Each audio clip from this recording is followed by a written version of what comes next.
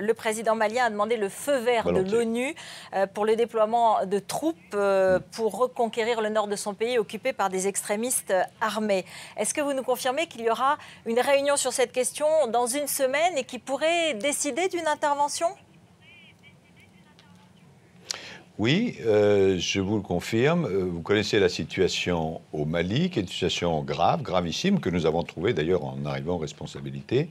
Vous avez toute la partie nord du Mali qui est occupée par des terroristes, AQMI et d'autres organisations qui sont affiliées à AQMI.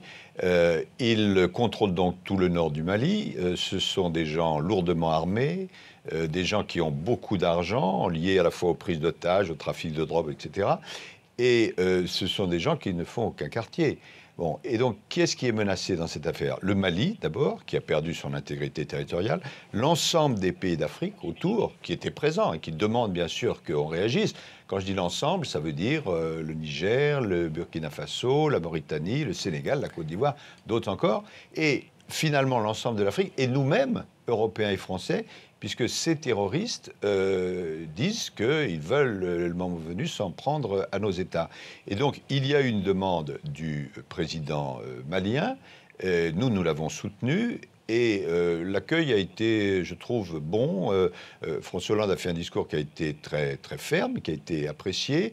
D'autres chefs d'État et de gouvernement sont allés dans le même sens. Et effectivement, la semaine prochaine, nous l'espérons, je confirme ce que vous avez dit, il devrait y avoir une réunion au Conseil de sécurité pour permettre d'aller de l'avant.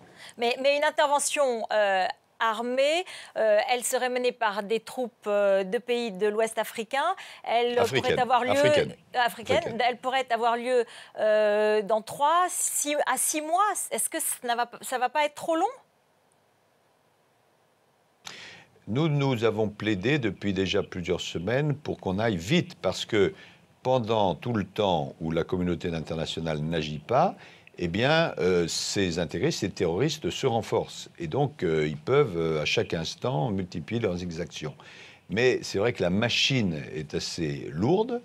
Et puis, il y avait des accords entre certains pays africains, entre eux. Il y a le Mali lui-même, les autorités du Mali qu'il faut mettre d'accord entre elles. En tout cas, nous, notre attitude, c'est de dire le plus tôt sera le mieux. Mais comme on veut agir sur la base d'une autorisation internationale, en l'occurrence les Nations Unies, ça met toujours malheureusement du temps. Et il n'est pas question d'outrepasser ou d'obtenir, enfin de décider une telle intervention sans l'accord de l'ONU, même s'il y avait urgence ? Non. Non.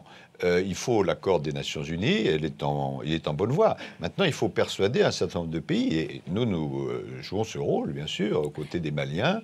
Il faut convaincre les Russes, les Chinois, les Américains, d'autres encore.